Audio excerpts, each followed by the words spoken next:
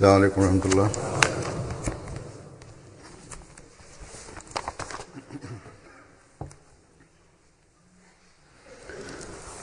أشهد أن لا إله إلا الله وحده لا شريك له وأشهد أن محمدا عبده ورسوله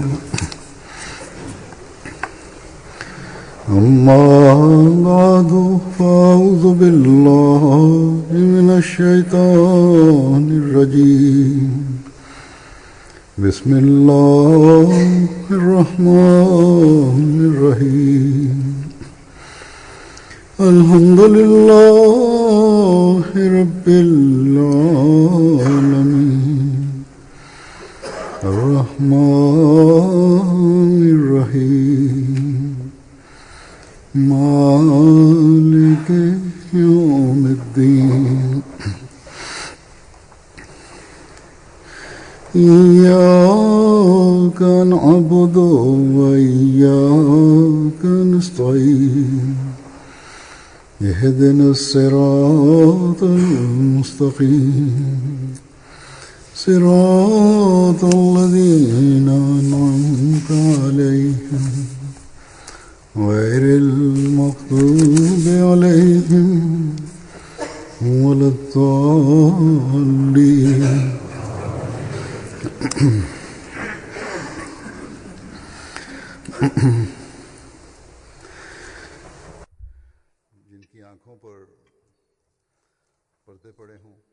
Those who have a covering over their eyes and have resolved that they will never believe, such people fail to observe any of God Almighty's signs of support.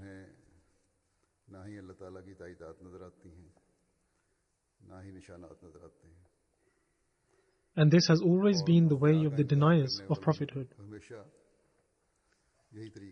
That is, that despite witnessing the signs, they demand that further signs are displayed.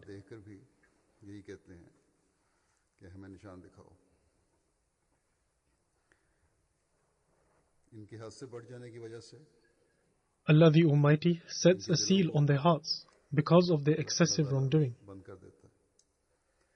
And then they are unable to accept the truth. And Allah the Almighty sometimes makes them a sign of warning for others.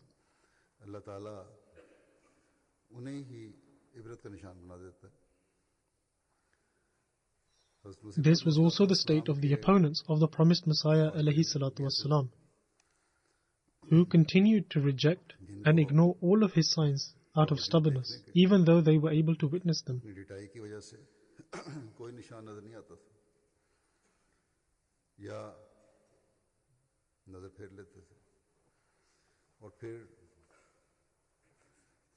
Also, some of the chiefs among the disbelievers became signs of admonishment for others.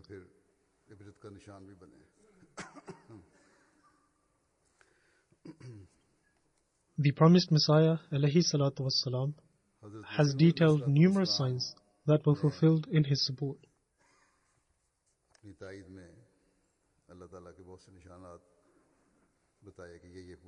And he has also mentioned various prophecies of the Holy Prophet ﷺ and explained how these signs have come to pass.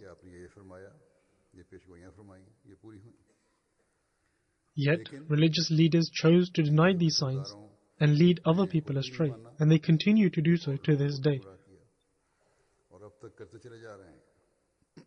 At different occasions, the promised Messiah ﷺ has outlined various signs in his favor to demonstrate the truthfulness of the movement, i.e. the Ahmadiyya Muslim community. The promised Messiah ﷺ has expounded that some of these were deemed to be signs by the Holy Prophet ﷺ.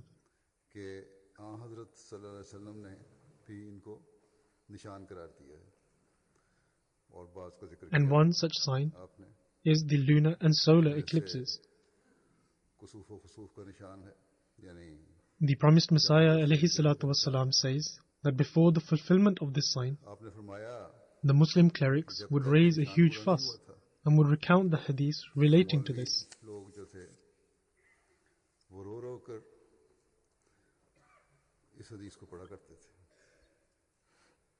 Yet, after this sign was fulfilled, not just once, but twice, एक दफा firstly in India and then on a second occasion in America, यानी हिंदुस्तान में और दूसरी मर्तबा and these very clerics disregarded what they themselves believed to be a यही sign. लोग जो इस निशान को मांगते थे अपनी बात से फिर गए. However, they could not deny the sign outright, because it was clearly displayed, वो तो ज़ाहिर हो गया था. but they succumbed to obstinacy. The promised Messiah ﷺ states, I was informed by an acquaintance that during the lunar eclipse, a Muslim cleric named Ghulam Murtaza हुआ hit himself on his thigh, मौलवी गुलाम मुर्तज़ा नाम i.e., he expressed deep grief and anguish से कमर के वक्त and said, Now the world has gone astray. बड़े रंज और गम का इजहार करते हुए The promised Messiah ﷺ states, Imagine, was he a great well-wisher for the world than God Almighty Himself? क्या वो खुदा ताला से बढ़कर दुनिया का खैर खा था. Similarly, there are many other signs of the promised Messiah ﷺ, मसीह अलैहिस्सलाम की ताईद such as the plague, the sign of rivers flowing onto one another, prophecies of the Holy Quran, prophecies of populations being brought together, the sign of mountains being cut open, the sign of the publication of books and newspapers, and the sign of new modes of transport. की इशाअत के निशान भी है. In short, the promised Messiah ﷺ has described so many signs which were foretold by the Holy Quran and the Holy Prophet sallallahu alaihi wasallam. Quran करीम में भी है और हज़रत सल्लल्लाहु अलैहि वसल्लम ने भी दी. हज़रत मुस्लिम मऊद Hazrat Muslim Maud radiyallahu ta'ala anhu was once explaining that people level criticism towards the promised Messiah alayhi salatu wasalam instead of testifying to the signs that appear in his favor. And often they heard very trivial and meaningless allegations that are quite absurd. Hazrat Muslim Maud radiyallahu ta'ala anhu says, the promised Messiah alayhi salam displayed sign after sign, and yet people would come and say, how can he be the Messiah when his turban is not straight?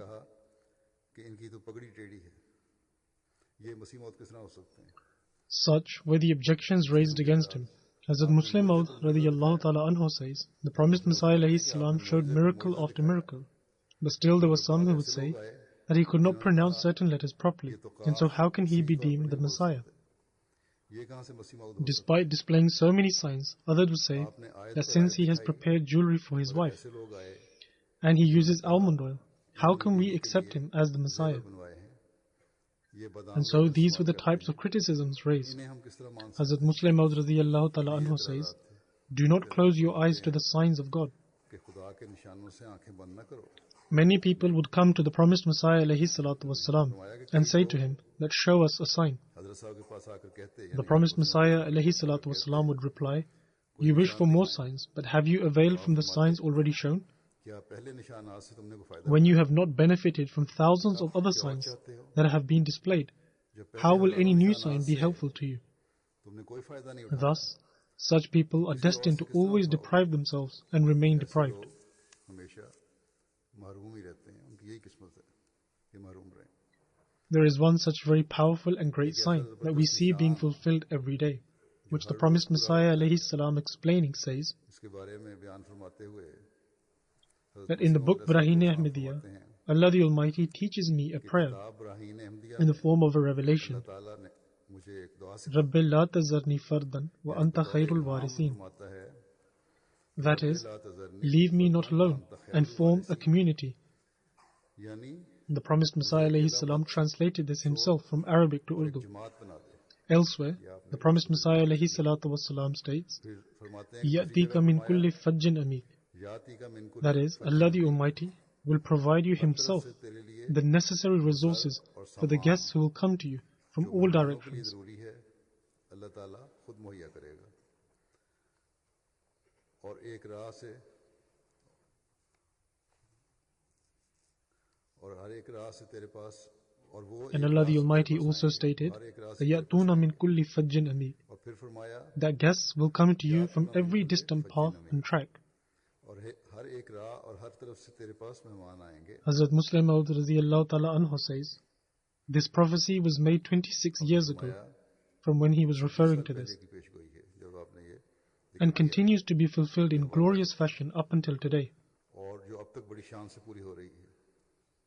This is a prophecy relating to the progress of the Ahmadiyya community, and we observe how this prophecy is still being fulfilled in all its splendor even now.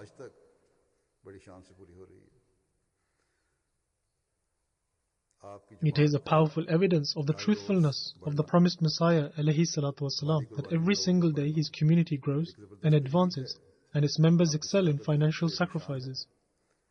However, only those can observe this who see and perceive, but those who shut their eyes cannot see this.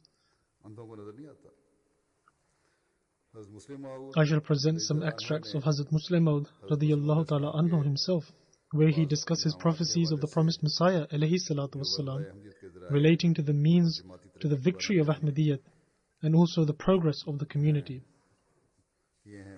Hazrat Muslim Maud radiyallahu ta'ala anhu says, the promised Messiah alayhi salatu wasalam was repeatedly informed by Allah the Almighty that the Ahmadiyya Jamaat would have to make the same sacrifices made by the followers of the past prophets.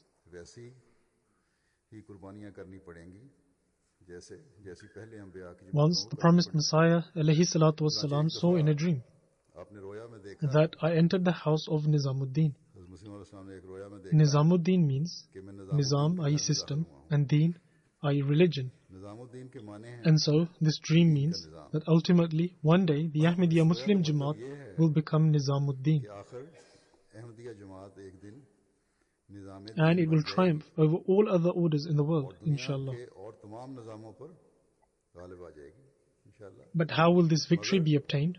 The promised Messiah alayhi salam explains in his dream that we will enter this house with a combination of the Hasni and Husayni ways.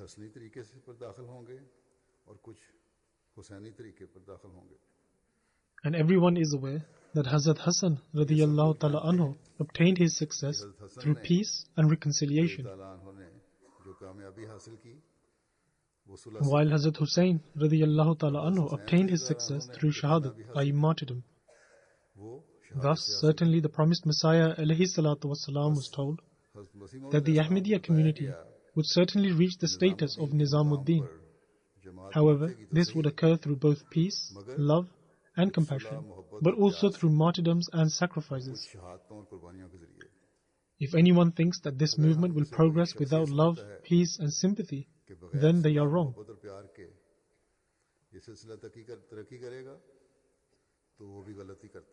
And similarly, they are also wrong who believe that this movement will advance without sacrifices and martyrdoms. At times, we will have to adopt peace and harmony, and sometimes we will need to adopt the Hussaini way, which means that we can lay down our lives before the opponents, but we will never give in to them.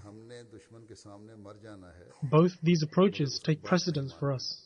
Neither the Masihi approach alone and nor the Mahdaviyyat approach alone are our preference.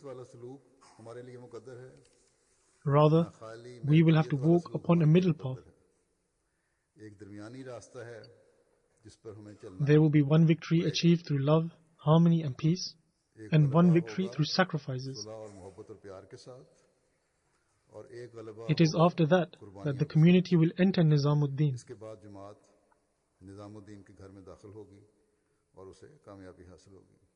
And we observe that today members of the Jamaat present the examples in both these respects.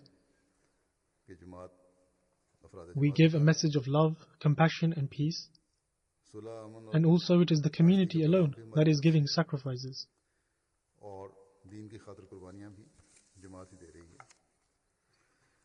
In a further reference to the same revelation to the promised Messiah alayhi salatu wassalam, Hazrat Muslim Maud radiyallahu ta'ala anhu says that there is a house near to the Mubarak Mosque, the house of Mirza Nizamuddin, and we will enter it through a combination of the Husni and Hussaini approach. Many people were surprised by what the meaning could be of this revelation, Hazrat Muslim Maud radiyallahu ta'ala anhu says, I heard from the promised Messiah alayhi salam himself say that the immediate meaning of this revelation is not evident. However, with time it will become clear. Hazrat Muslim Maud radiyallahu ta'ala anhu says that the promised Messiah alayhi salam declared at a time when he was completely alone and had no followers, that God Almighty had informed him that his community would be given so much success and progress that in comparison other nations will become like the nomadic people of today.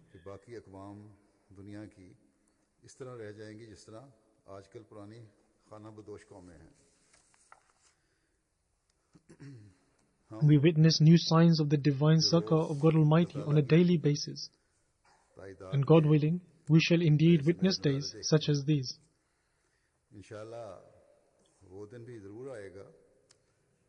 And our members will progress so much that other nations will become insignificant in comparison. However, it is essential to inculcate the true spirit of faith within us, as well as our progeny. Subsequently, God Almighty will then show us these signs. Wherever there is divine help, one also faces opposition and enmity. And this has always been the case for the followers of prophets. However, this enmity does not cause fear. Instead, it strengthens the faith and causes one to enhance in his faith.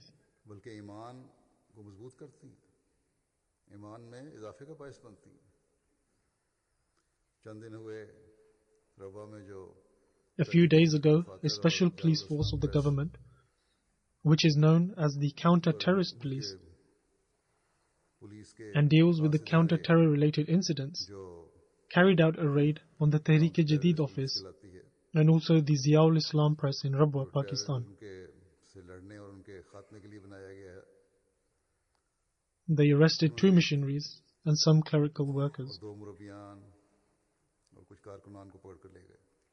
After this, some people from Rabwa wrote to me, including some women, who all stated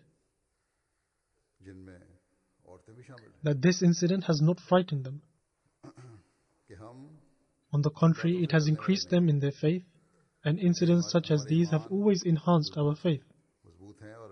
We will always respond to any difficulties and offer any sacrifices required. And this is the spirit that believers should adhere to. And these are the sayings to which the promised Messiah ﷺ alluded to when he said that you will have to endure these trials. We are witness to the promises and countless signs of divine support. Undoubtedly, the final victory will be for the community of the promised Messiah ﷺ.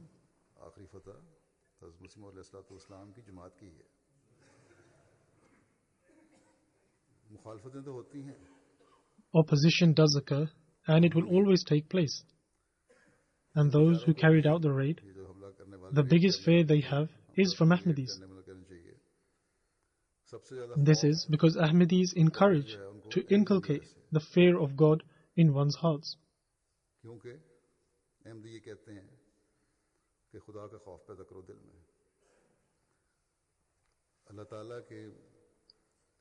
Ahmadis encourage the fear of God and warn others to fear the wrath of God.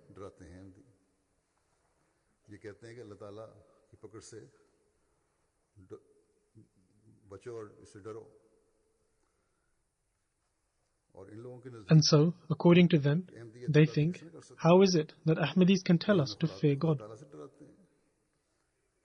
Who is a bigger terrorist than the one who warns us from the wrath of God? Therefore, detain them and finish them. May God Almighty give them sense and enable them to understand the truth. And may the country be saved from those Maulvis, i.e. the clerics, who are the real terrorists, and those who have spread disorder in the country, leaving nobody safe from their harm.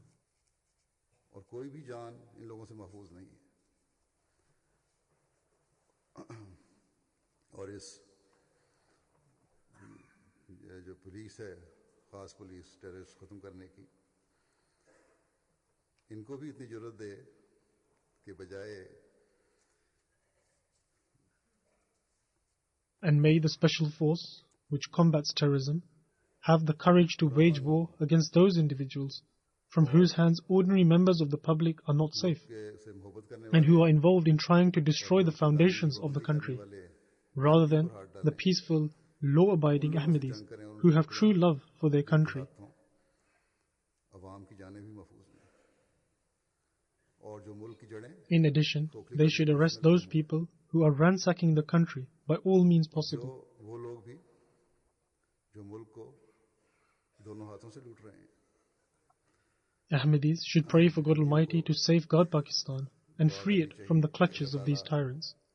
Pakistan को महफूज As for sacrifices, then Ahmadis will always offer sacrifices and will continue to do so.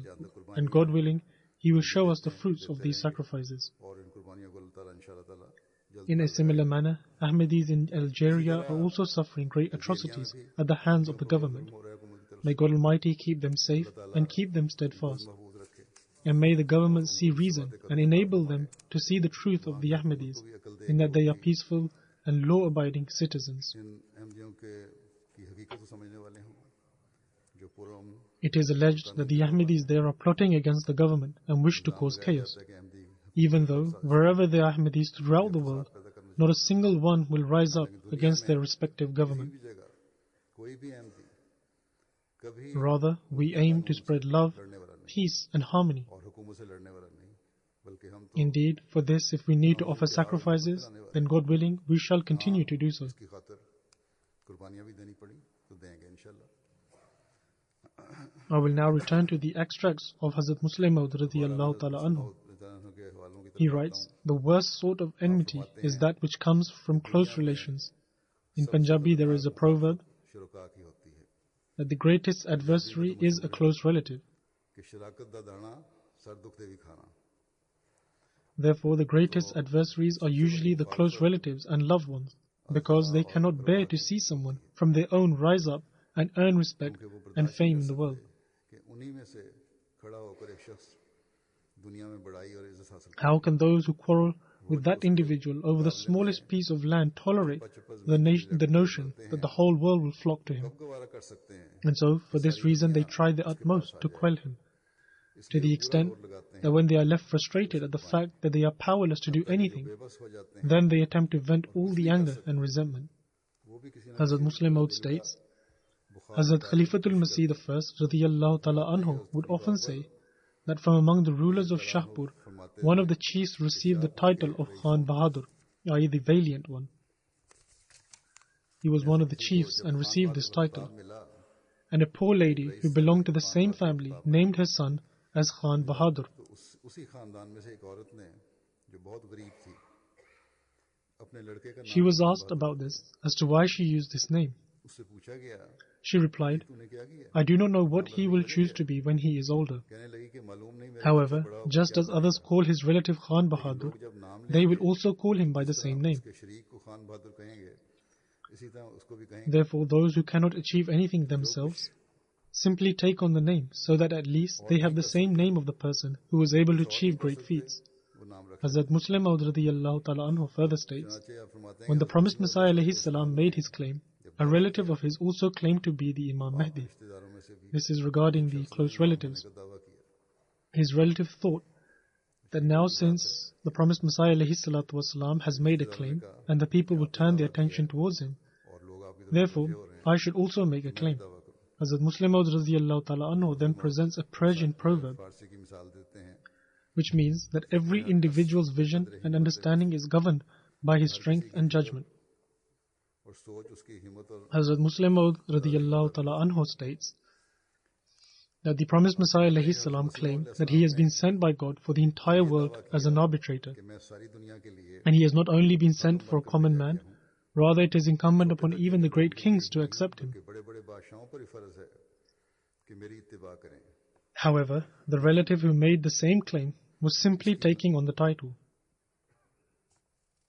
दूसरे जो उनके शरीक थे Among the promised Messiah's relatives, there was one who made a claim to be the Imam of the sweepers. थे उन्हें And on the other hand, the promised Messiah alayhi salatu wasalam wrote to such an extent that it is even incumbent upon the sovereign of England to accept him. For that reason, he wrote a letter to the Queen of England, who was the ruler at the time. In comparison, the bravery of the one who claimed to be the Imam of the sweepers and his followers was such that when a policeman asked him whether he had made any claim, he replied, "I have made no claim whatsoever. Somebody must have made a false claim of their own accord." Hazrat Muslim Maud Radhiyallahu Ta'ala Anhu says that relatives are the worst adversaries. Hazrat Muslim Maud further states, close relatives are the greatest antagonists. Close ones, especially when they become opponents, cause the greatest enmity, and subsequently they use every method, whether it is legal or illegal, to cause harm to them. Having mentioned this, Hazrat Muslim Maud states, dozens of our relatives have severed ties with us due to Ahmadiyyat, not because we do not wish to meet them, rather they do not wish to meet with us.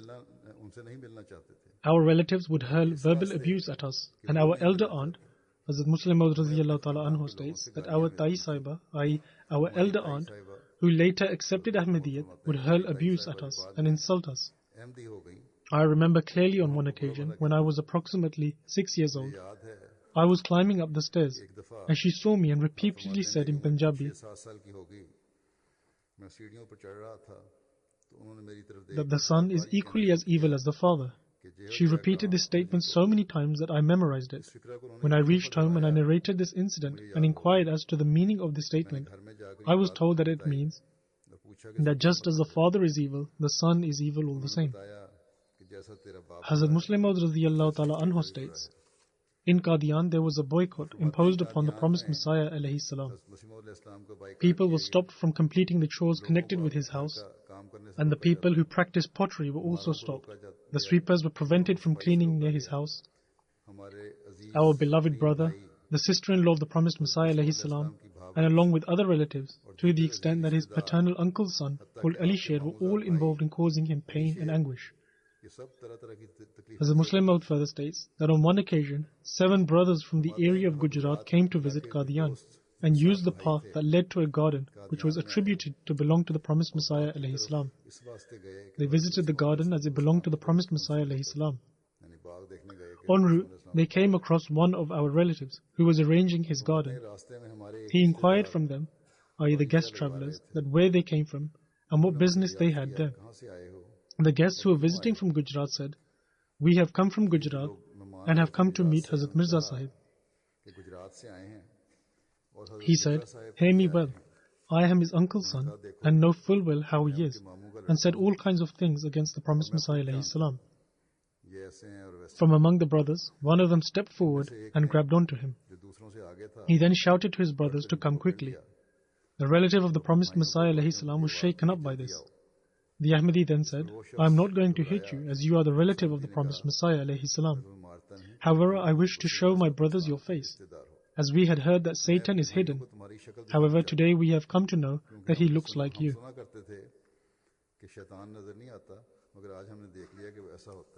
Hazrat Muslim Maud Radhiyallahu Ta'ala Anhu further states, the promised Messiah alayhi salam was informed that apart from his progeny, all other progenies of his family members shall terminate. There was a lot of opposition. However, Allah the Almighty assured the promised Messiah alayhi salam and told him that his progeny shall continue while the progeny of all others from his family will cease to exist. And this is precisely what happened. Now, only those members of the promised Messiah remain who entered into the fold of Ahmadiyyat, and the progeny of all others has finished. At the time of the promised Messiah's claim, there were around 70 male members in the family. But now, apart from those who are among the physical progeny of the promised Messiah, as well as being a part of his spiritual progeny, no one has any issue of their own. Despite the fact that they did their utmost in trying to destroy the promised Messiah's name and exhausted their efforts in doing so, but ultimately they themselves were destroyed and their progeny also terminated. This indeed is another sign of the promised Messiah alayhi salatu wassalam's truthfulness. Then, narrating the instant when the promised Messiah alayhi salatu wassalam's elder aunt did the bad, Hazrat Muslim Maud Radhiyallahu Ta'ala Anhu states, even though certain prophecies and signs appear very small, however, if one carefully ponders over them, then many aspects come to light which become a means of increasing one's faith. Hazrat Muslim Maud radiyallahu ta'ala anhu further states, I only came to learn of one of the promised Messiah's revelation yesterday. And although it is related to one person and regarding their particular situation, however, it consists of many prophecies. Many friends mentioned that they already knew about it, but I only learnt of it yesterday. Yesterday, after the demise of our elder aunt, Sheikh Yaqub Ali Sahib stated that a very old revelation of the promised Messiah ﷺ is that the elder aunt came. This was a senior aunt of Hazrat Muslim Maud radiyallahu ta'ala anhu and was the wife of the promised Messiah ﷺ's elder brother. Sheikh Yaqub Ali Sahib states, the elder Ahmadi members relate that at the time they were not able to fully understand its meaning. Everyone had their own interpretations of it. However, a very simple and straightforward meaning could be that a lady will come whose relation is that of an aunt. And by coming, it could mean one of two things. She will either physically come or she will enter the community. For someone to physically come does not signify a prophecy, because relatives often come to visit. All of us at the time used to call the wife of the promised Messiah ﷺ's elder brother Tai, i.e. senior aunt. In other words, her name was Tai. Those who have read the literature of the community will know that during the time of the prophecy regarding Muhammadi Begum, she, i.e. Tai, fiercely opposed. And one of the reasons for this was because she was the most senior in the family, and the prophecy was made about her sister's daughter. And so, being a leader of the family at the time, she considered it her duty to try and cause a hindrance in their relation, which otherwise would have been a source of humiliation for their family. And so, she considered her duty to oppose this. Hazrat Muslim Maud radiyallahu ta'ala anhu states that it is in the nature of elderly women that they consider the honor and respect of the family to be far more significant than religious matters, in fact even more important than governance and any other issues. At that time, the promised Messiah ﷺ's claim to be the Messiah was not as important to her, i.e. to Tai, as was the honor of the family. Also, it is rather difficult for an elder to obey one who is younger. And the promised Messiah ﷺ was younger than his Tai, i.e. his elder aunt. Moreover, the promised Messiah ﷺ did not take any share in the inheritance, and therefore his food and other provisions would be provided from her house. Thus, in this regard, she considered herself as a benefactor to the promised Messiah ﷺ. Women naturally have this feeling. Therefore, she considered the promised Messiah to be dependent on her. This was not because the promised Messiah did not take any share from the inheritance and that all the wealth was with her. In fact, she felt that the promised Messiah was dependent on her and that she was his benefactor because she was the one who would send food and bear all the expenses. The promised Messiah ﷺ writes in an Arabic couplet,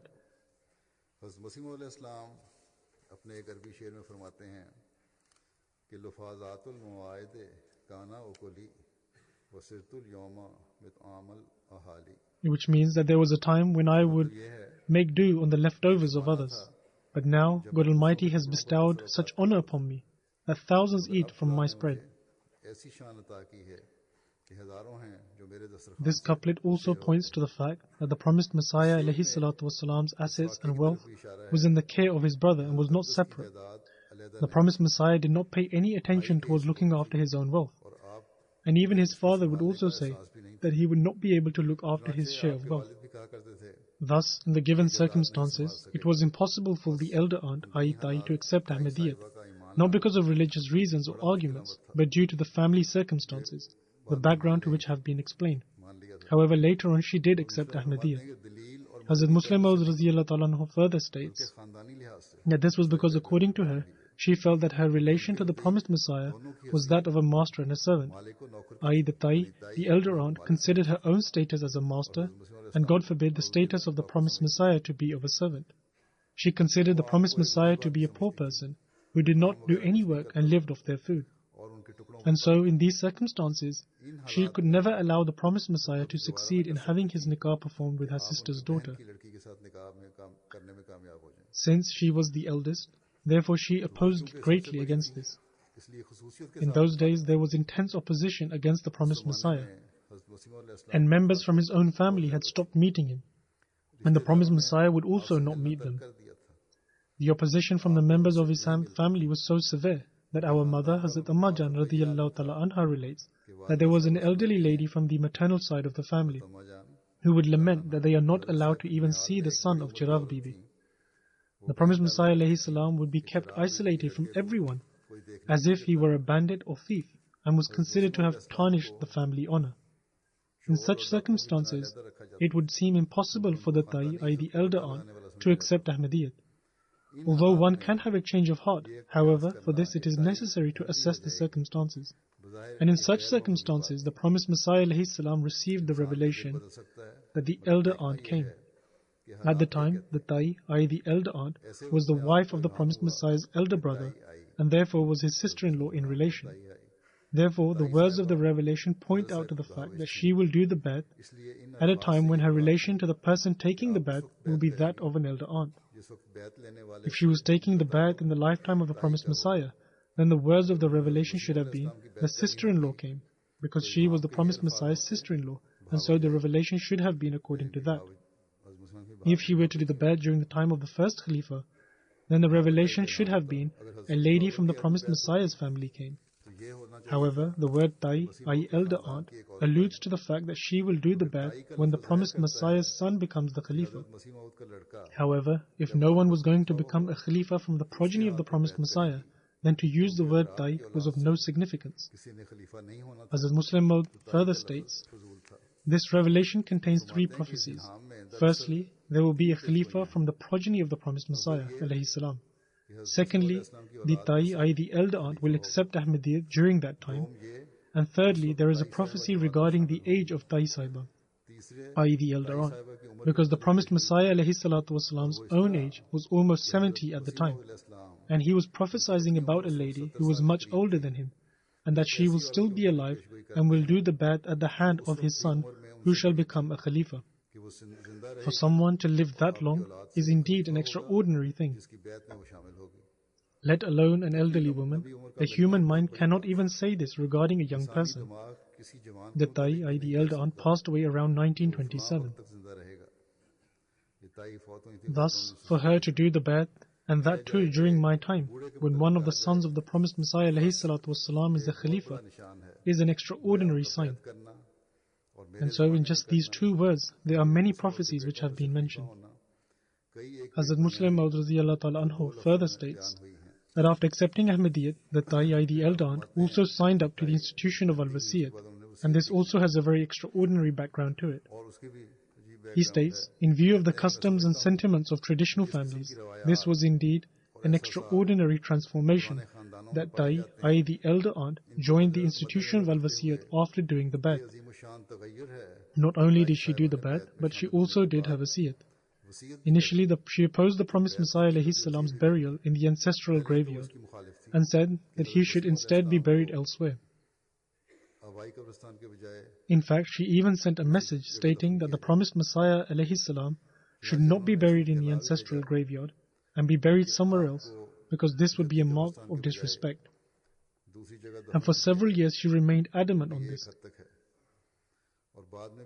But then her stance changed so dramatically, and she did the wasiyat and was buried in the heavenly graveyard. For any reasonable person, this in fact is a great sign, and though it may seem as something very ordinary, but there are multiple aspects to prove one's truthfulness, which is that despite the fact that she opposed the promised Messiah's burial in the ancestral graveyard, however later she did the wasiyat and was buried in the heavenly graveyard.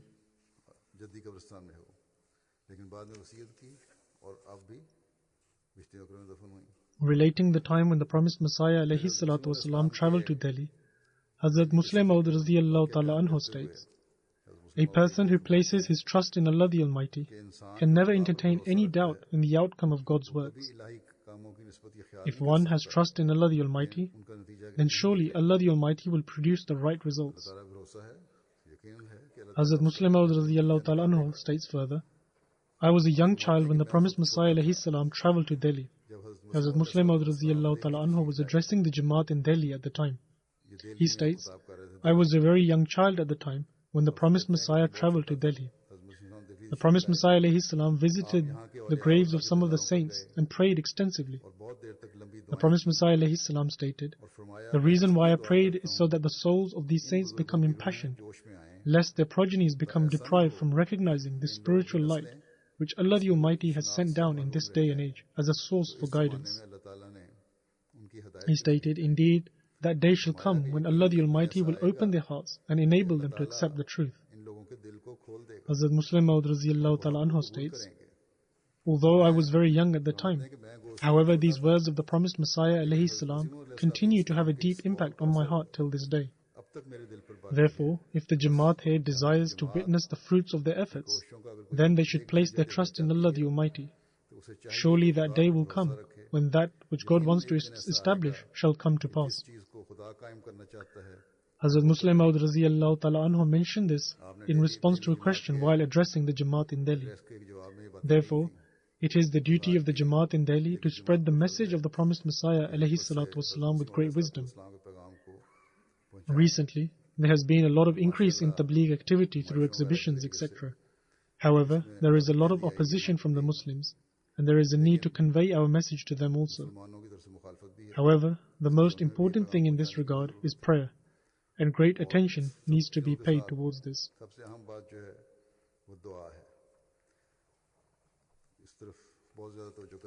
In continuation to this, Hazrat Muslim Maud radiyallahu ta'ala anhu also mentioned a dream of the promised Messiah alayhi salam.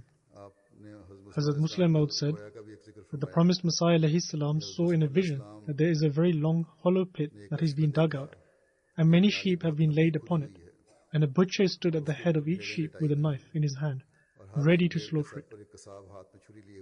They are all looking up at the sky as if waiting for a command. The promised Messiah alayhi salatu wasalam stated, I was also walking at the same site and went near them and said, say to the believers, but for your prayer to him my Lord would not care for you. And they immediately ran their knives. When the sheep shuddered, the butchers said to them, that what are you? You are nothing but sheep that eat dirt. Hazrat Muslim Maud radiyallahu ta'ala anhu states that 70,000 people died due to cholera in those days. Therefore, if someone does not pay heed, then why would God care for him? His affairs cannot stop. They will happen surely. Hazrat Muslim Maud radiyallahu ta'ala anhu states that Christianity progressed 300 years after the advent of the Christian Messiah. However, looking at our circumstances, one can deduce that Ahmadiyyat will progress much sooner than the time of the Christian Messiah.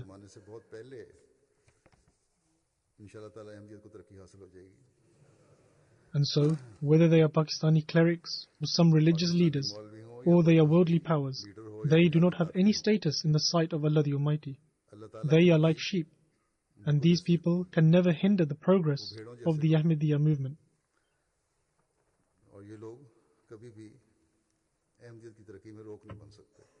However, we cannot rely solely on our missionaries for this purpose, that they do tabligh and spread Ahmadiyya.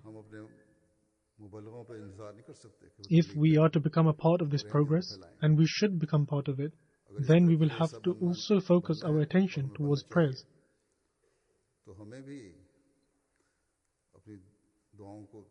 And we will have to increase our spirituality, and we will have to strengthen our relationship with Allah the Almighty.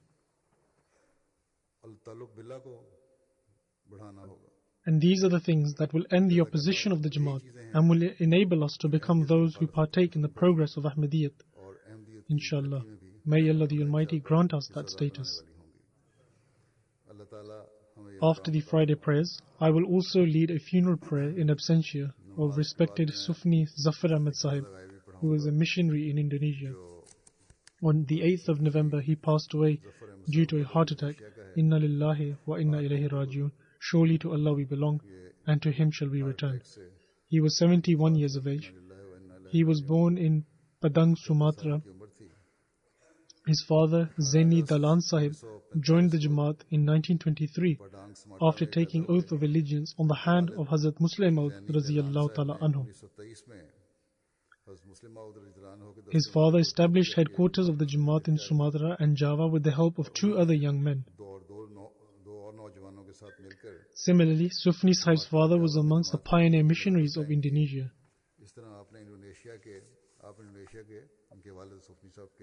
Zaini Dalan Sahib had 3 children, out of whom he devoted Sufni Zafar Ahmad Sahib and sent him to Jamia Ahmadiyya Rabwa to obtain further education. Sufni Zafar Ahmad Sahib departed for Rabwa on 17th July 1963. He stayed in Rabwa for approximately 11 years and he received education in Jamia Ahmadiyya Rabwa. In 1974, he returned to Indonesia after his graduation from Jamia Ahmadiyya, and his first posting was in Kalimantan. After that, he continued to serve in Indonesia as a regional missionary in West Java and as a regional president. After that, he was also able to serve in East Java and Papua.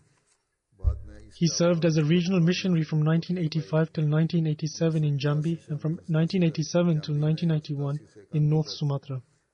From 1991 to 1997, he served as a teacher in Jamia Ahmadiyya Indonesia and taught fiqh, i.e. jurisprudence. And during this time, he was also appointed to serve as the in charge of the department that looked after the training of new Ahmadis. From 1997 till 2001, he was appointed as a regional missionary in Lampung. Many chapters of the Jamaat were established in Indonesia through him, as well as the construction of mosques and mission houses. He was able to write the following 4 books in the Indonesian language: Philosophy of Zakat, Sacrifice in the Way of God the Almighty, Funeral, and Meaning of Jihad in Islam.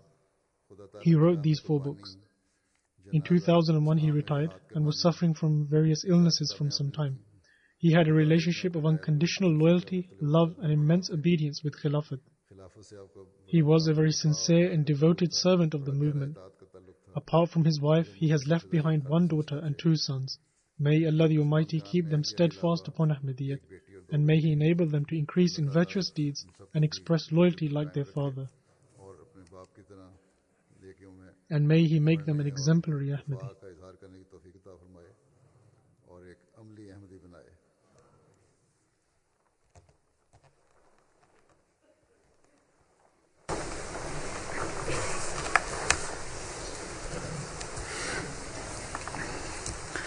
Alhamdulillah, nahmaduhu wa nasta'inuhu wa nastaghfiruhu wa nu'minu bihi wa natawakkalu alayhi wa na'udhu billahi min shururi anfusina wa min sayyiati a'malina. من يهده الله فلا مضل له ومن يضلله فلا هادي له ونشهد أن لا إله إلا الله ونشهد أن محمدا عبده ورسوله. عباد الله رحمكم الله إن الله يأمر بالعدل والإحسان وإيتاء ذي القربى وينهى عن الفحشاء والمنكر والبغي يعظكم لعلكم تذكرون. اذكروا الله يذكركم وادعوه يستجب لكم ولذكر الله أكبر.